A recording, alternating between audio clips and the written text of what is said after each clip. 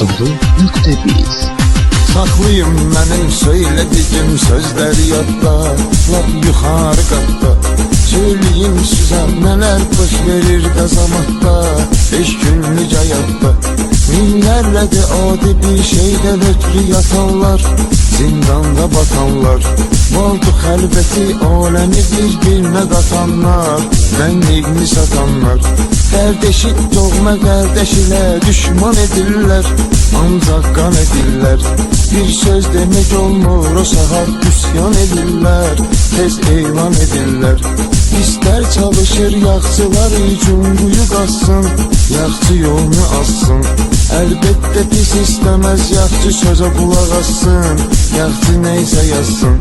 İnsan yolun gedən yenə insanlığın eləyir, oğlanlığın eləyir. Nadan buna baxmır, elə nadanlığın eləyir, şeytanlığın eləyir. Allah uzaq et yaxçıların mərdi məzardan, hər dərdi qubardan. Çaqqal nədir ki sərt şirdən canavardan, düzgün xətəkardan. Deylə atmosferiyle gedir hər gecə hər gün.